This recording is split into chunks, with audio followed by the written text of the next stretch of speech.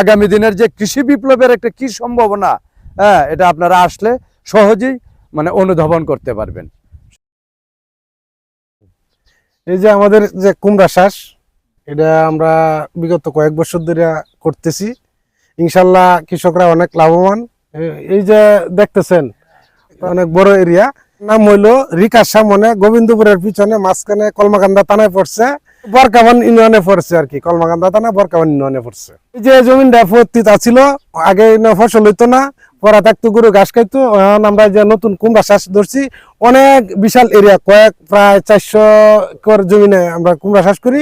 কুমড়া চাষ করে অনেক লাভবান আমরা। আপনারা যে দেখতে পাচ্ছেন এখানে যে একটা কৃষি বিপ্লব ঘটেছে কুমড়া চাষ নিয়ে, হ্যাঁ, এই কৃষি বিপ্লবের পাশাপাশি আরো অনেক বড় ধরনের অর্জন আসতো কৃষকদের যদি এই রাস্তাটার একটা সুবন্দোবস্ত থাকতো।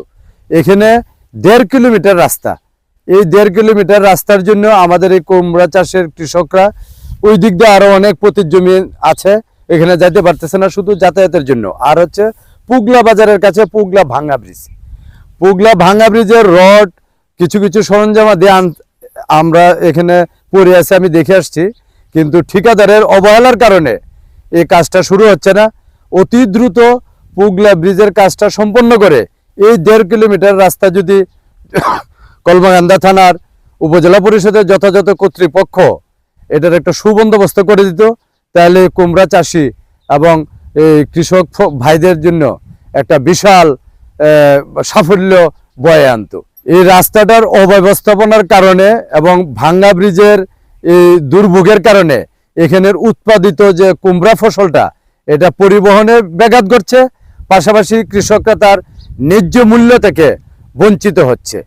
এই রাস্তাটা এবং পুগলা ভাঙ্গা ব্রিজের ব্যবস্থাটা হয়ে গেলে অতি সহজে তাদের প্রায় 25% ক্যারিং খরচে কমে জিনিসটা যথাস্থানে নেত্রকোনা বা ঢাকা ময়মনসিংহে সাপ্লাই হতো, এবং এখানে আগামী দিনে এই কুমড়া চাষ সহকারে আরো অন্যান্য কৃষি বিপ্লবের একটা ব্যাপক সম্ভাবনা আছে, যেটা এই কুমড়া চাষিরা এখানে একটা দৃষ্টান্ত স্থাপন করছে।